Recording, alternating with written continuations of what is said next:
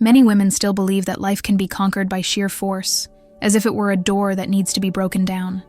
They repeat phrases, accumulate methods, and try to push reality with rigid discipline. But life does not obey pressure. It obeys vibration. Forcing too much does not open paths. It only breaks the body and the soul. It's like demanding a seed to bloom before its season.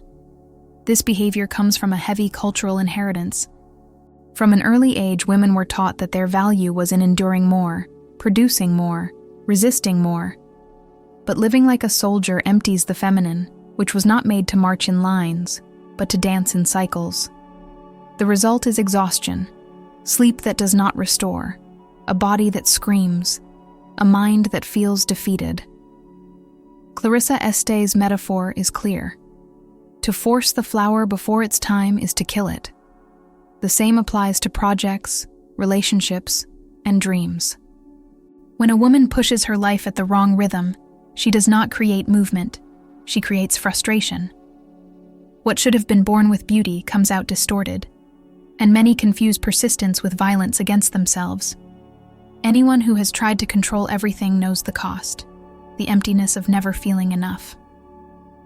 She declares with her mouth, "I want to prosper," but vibrates with fear of failing.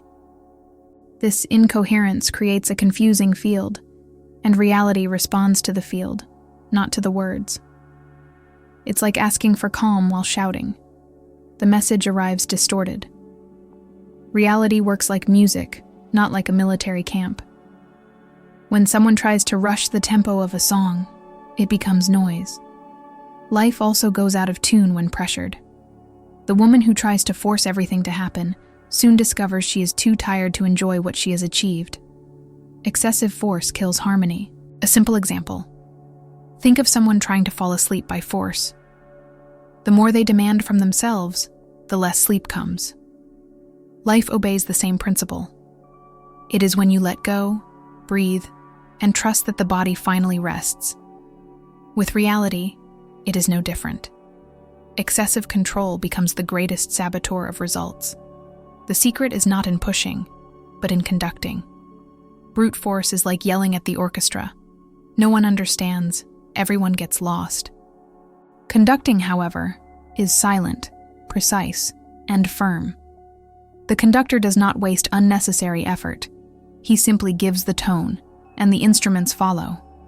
A woman who understands this discovers that less is more, and the question remains, if it is not through the logic of force, then where does true command lie?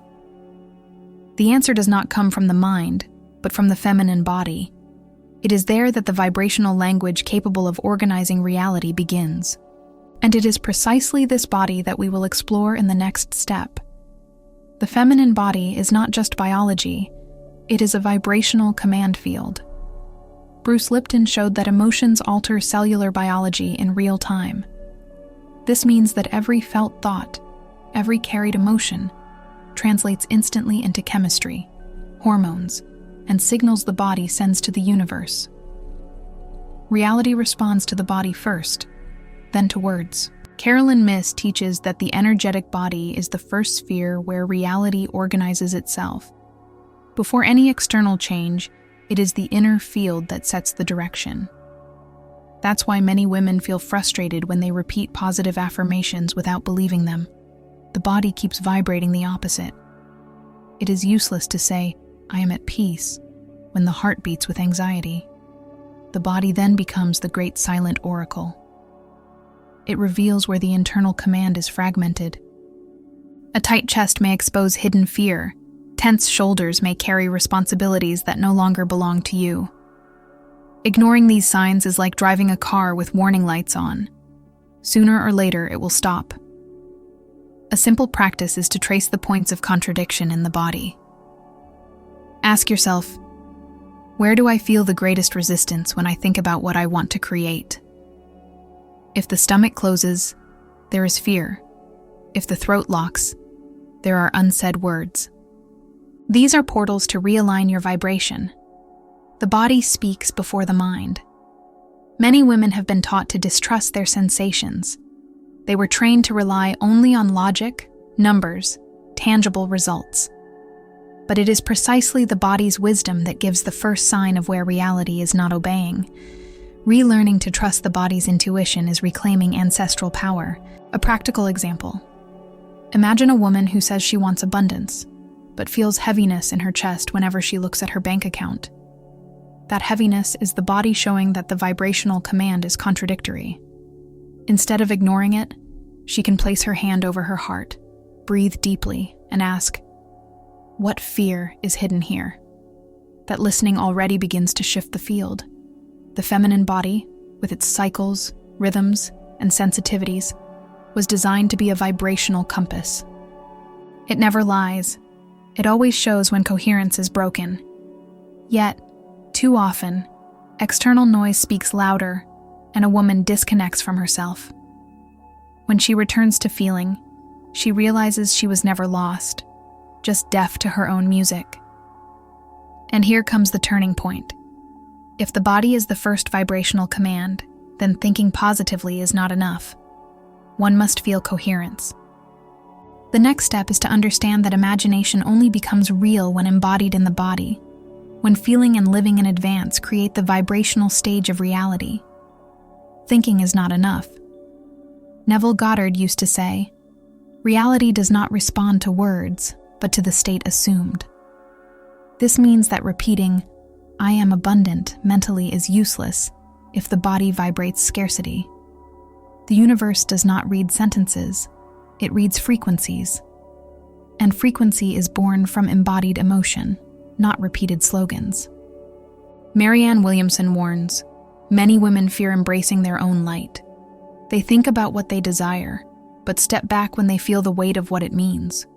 The fear of being powerful prevents them from taking up the vibrational baton.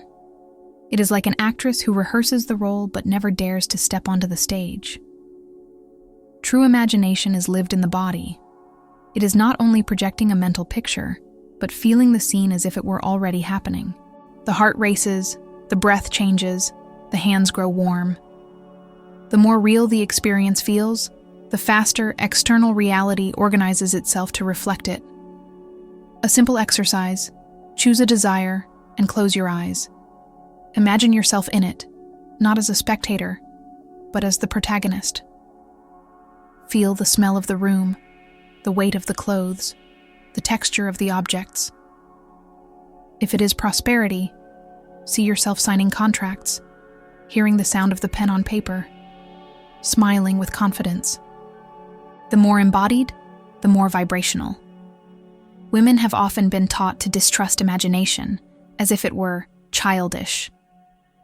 Yet it is precisely this resource that shapes realities. A child playing teacher does not need a diploma to feel like she is teaching. And yet, how many of those games later became real vocations? Embodied imagination also heals.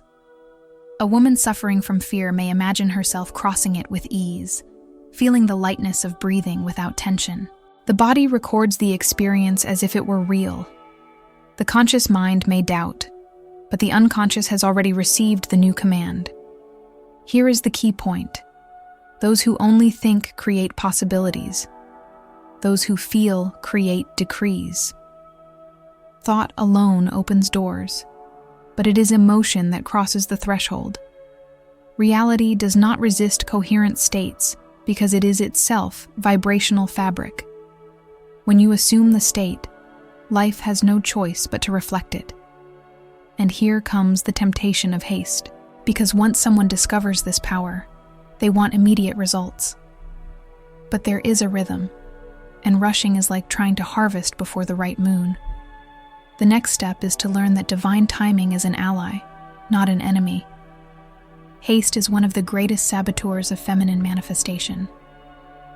Joe Dispenza explains that dopamine-driven immediacy creates anxiety, and anxiety is vibrational incoherence. The woman who wants everything now ends up disrupting the natural flow. It's like picking a green fruit from the tree. Hunger might fade, but the taste is not sweet. It is bitter. Reality has its own tempo, and forcing the rhythm is like trying to dance off beat. Many women feel frustrated because they practice for a few days and give up when results don't show. But life does not work like a fast delivery app. It responds to sustained states, not to momentary whims.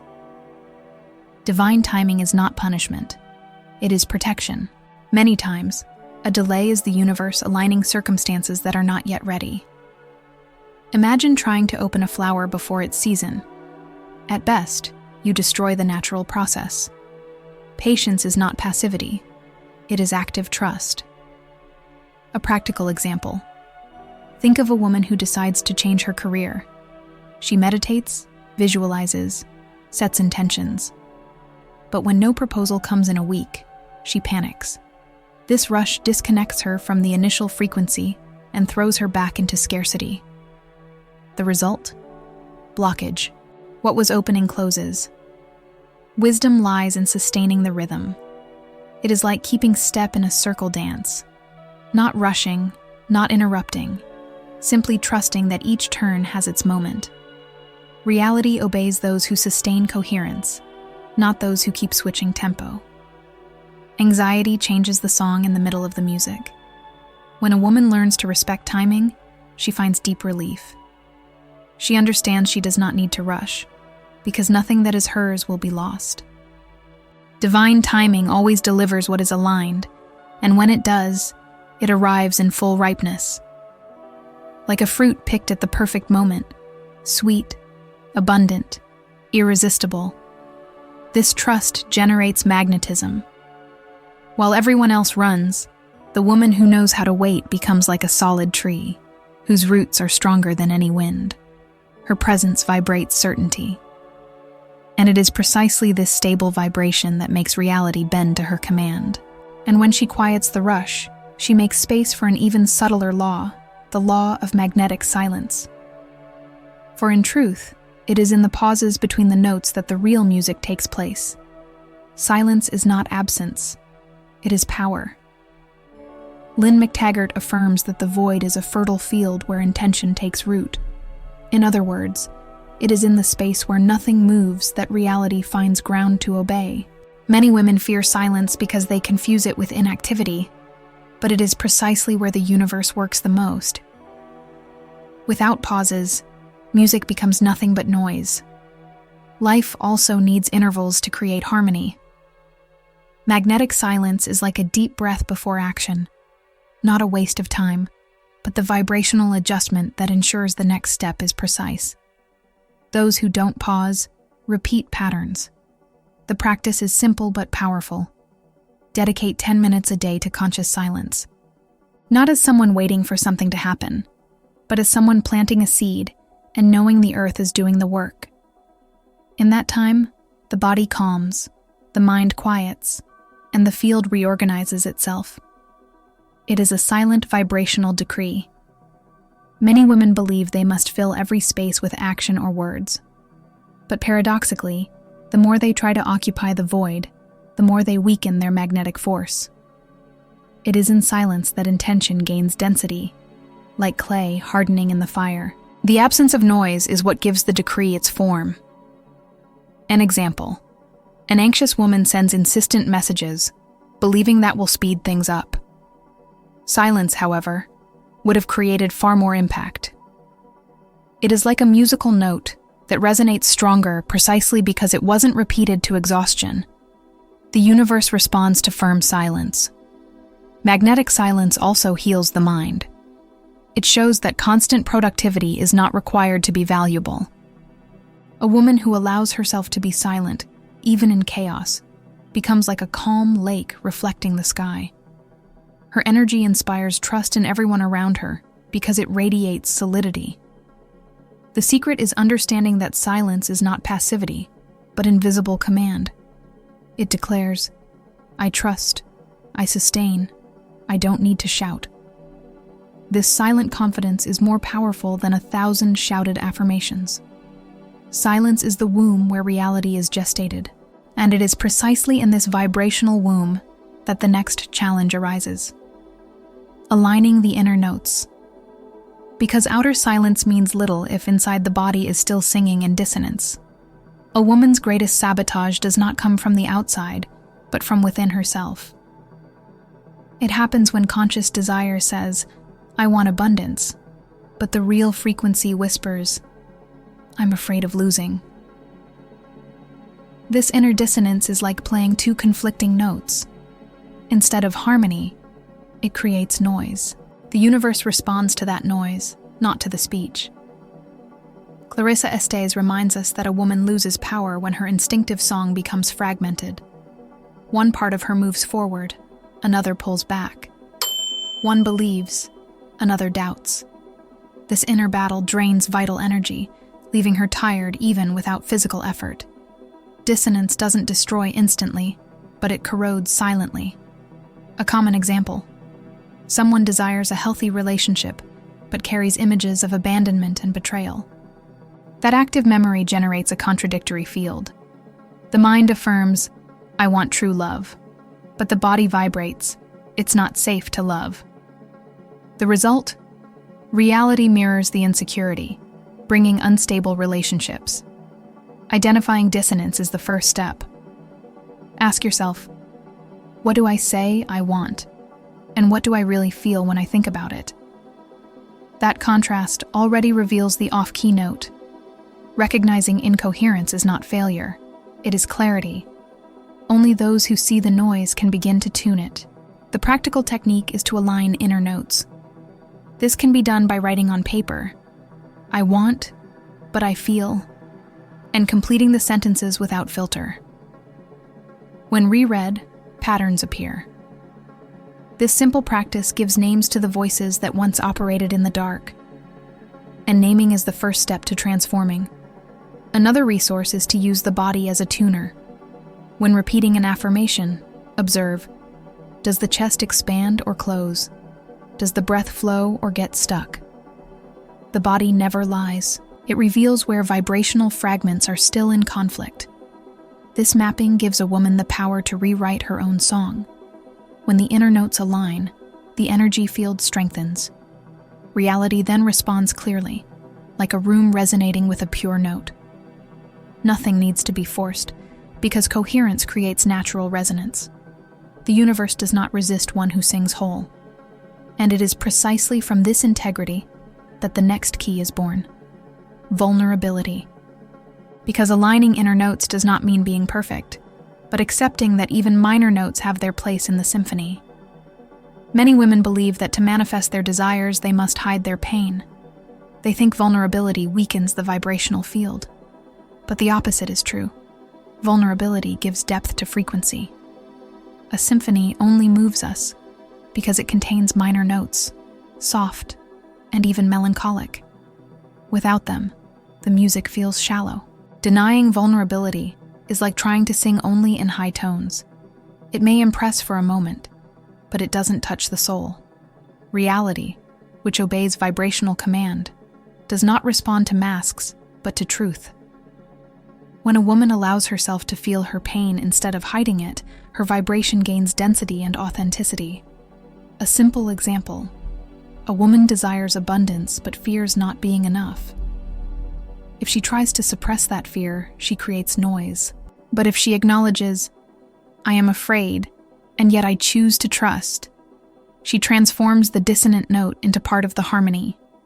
That honesty is magnetic. Vulnerability does not mean dramatizing, but embracing. It is giving space for emotions to exist without judgment. When tears come, they do not weaken the field, they purify it. Like rain falling to cleanse the air.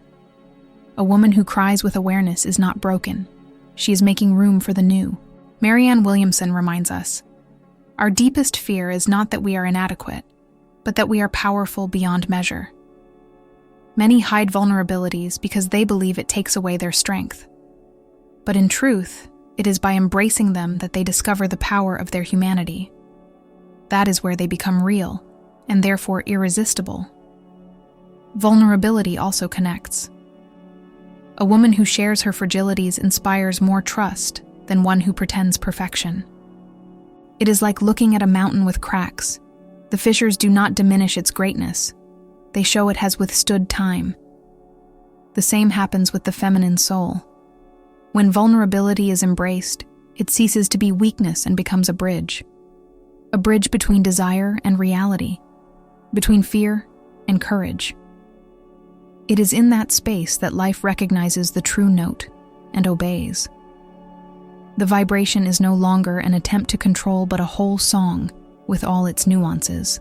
And it is precisely this whole song that prepares the next step, sustaining the vibrational order with consistency. Because it is not enough to feel for a moment. You must repeat the emotion until it becomes the new cellular foundation of reality. Many women believe that feeling something once is enough to change reality. But the truth is that vibration must be sustained, repeated, cultivated like a garden. Bruce Lipton showed that emotional repetition creates cellular coherence. Each time you hold a positive state, your cells record this new pattern. Lynn McTaggart also confirms, when intention is maintained, the energetic field generates measurable effects. It is not about explosive intensity for a few seconds, but about the consistency that educates reality. It is like watering a plant every day instead of pouring liters of water all at once. Life responds to constancy. A common mistake is giving up too soon. Many women practice vibrational techniques for a week and then conclude, it doesn't work. But it is not the method that failed, it was patience that was lost. The field needs time to reorganize external circumstances. Repetition is what seals transformation. A practical exercise is to choose an emotion, gratitude, trust, joy, and sustain it intentionally for days. This does not mean forcing yourself to be happy all the time, but consciously returning to that state whenever you notice yourself leaving it. That constant return strengthens the field. It is like tuning a musical instrument. Tuning once is not enough. You must check it daily because small variations occur. The same happens with vibration. It must be adjusted until it becomes natural. When body and mind enter coherence, reality responds like a faithful echo. Sustained vibrational order also protects against external sabotage. A woman firm in her internal state does not easily destabilize when faced with bad news or other people's opinions. She is like a rock in the current. The water passes, but she remains. That stability is magnetic. Sustaining does not mean rigidity, but loving discipline. It is remembering every day, I choose this state because it is the foundation of my new reality. It is not about fighting what appears, but about reaffirming what you desire, with lightness and trust. Reality obeys those who sustain their own melody. And it is precisely when this coherence is established that the next revelation arises. Reality's obedience is not submission, but resonance. It is not about dominating life, but about making it echo the music you conduct. Many women believe that for reality to obey, they must dominate it, as if life were a wild horse to be controlled by force. But the truth is different. Reality does not submit, it resonates. It reflects the vibrational state you sustain. It is not a battle, it is a mirror. Marianne Williamson reminds us, when a woman remembers her own strength, reality has no choice but to reflect it. It is not about manipulating the external world, but aligning the internal one. When the heart and the mind strike the same note, life organizes itself around it. Resonance is like a tuning fork. When a pure note is played, the objects around that share the same frequency begin to vibrate. That's how life works. When a woman vibrates confidence, she attracts situations, people, and opportunities that vibrate the same. Nothing needs to be forced. An example: a woman vibrating insecurity attracts partners and contexts that confirm that insecurity. But the one who sustains inner firmness, without needing to prove anything, sees reality around her respond with respect. Not because she demanded it, but because she resonated it. The world obeys silent coherence. This perspective is liberating, because there is no need to wage war against life or fight circumstances. Reality is not an enemy. It is like a mirror. There's no point in blaming the reflection if the face shows sadness. Change the inner vibration, and the image reflected changes too. The practice is simple. Replace the verb force with the verb resonate. Ask yourself, what am I resonating right now? Instead of demanding results, align with the emotion that represents the result already achieved. This shifts the field with far more power than external pressure. Reality's obedience, therefore, is not submission, but attunement. When a woman understands this, she discovers that power lies not in control, but in tuning. It is not about fighting against, but about allowing life to play along with her song. This is true mastery. And it is precisely this mastery that prepares the next step. When the feminine awakens and assumes her place as conductor, the whole world responds. It is the moment when the inner music becomes a living orchestra on the stage of reality. Clarissa Estes describes the woman as the great weaver of the invisible. Every emotion, every intention, every silent gesture is a thread weaving the tapestry of reality. When the feminine awakens to this power, life ceases to be chance and becomes conscious creation. The woman becomes the conductor of her own symphony. Neville Goddard reinforces, imagination assumed with faith is law. It is not enough to dream. You must inwardly occupy the space of the dream as if it were already real. In that moment, the quantum field bends to the decree. Reality does not resist the vibrational conviction of the awakened feminine. It is like music so firm that it pulls all instruments into its rhythm. The final conduct is not made with effort, but with presence. A woman does not need to prove anything, only sustain who she is. Her authority does not come from outside, but from the silent center pulsing within her. It is a force that does not impose, but organizes everything around it. An example. Think of a leader entering a room. She doesn't need to raise her voice or impose authority. Her serene presence already shifts the atmosphere. This is the power of the awakened feminine. Magnetism that cannot be explained, only felt. The entire reality aligns to this silent command. The final conduct is also surrender. The woman understands she doesn't need to conduct every detail, only the tone. She gives the vibrational note and trusts that life will complete the melody. This trust transforms the world into a partner, not an enemy. Creation becomes a dance, not a war. At this point, the feminine ceases to feel like a victim of circumstances. She realizes she was never disadvantaged. She simply lacked awareness of her vibrational baton. Now, awakened, she understands that every emotion is a command, and every silence is a decree. Reality obeys because it recognizes coherence. This awakening is not only individual, but collective. Each woman who assumes her inner conduct inspires others to do the same. The music grows, and the world responds like a tuned orchestra. Transformation is no longer just personal. It becomes a vibrational revolution. And here the cycle closes. The awakened woman realizes that reality was never rebellious. It was always ready to obey. It only needed a conductor who remembered her power. What if I told you that it's not the universe disobeying you, but you giving confusing orders to the universe? Have you ever considered that your reality might not be against you, but simply reflecting an invisible code you're transmitting without realizing it? Here's the harsh truth. The more you chase, the more the universe runs. The more you try to control, the more it slips away. Have you felt that? That draining sense of trying so hard and yet nothing moves? It's not bad luck. It's not lack of faith. It's because you've been playing by the wrong rules. What almost no one told you is that there is a silent law, a feminine quantum law, that doesn't respond to force, but to resonance. It doesn't bow to effort, but to the state you sustain within. And when you discover how to activate it, the universe has no choice but to dance to your rhythm. Today, I'm going to reveal this law. But be warned. What you're about to hear may disturb you, because it will dismantle everything you were taught about force, effort, and sacrifice.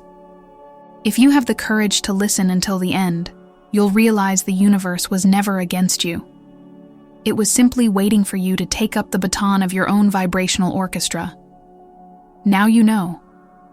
The universe was never against you. It only responds to the music you play. The question is, will you keep repeating dissonant notes? Or will you finally take up the baton of your vibrational orchestra?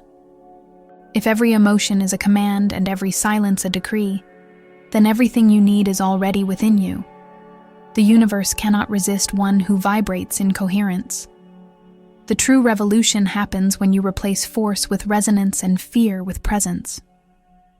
So I ask you, what state will you sustain from today on?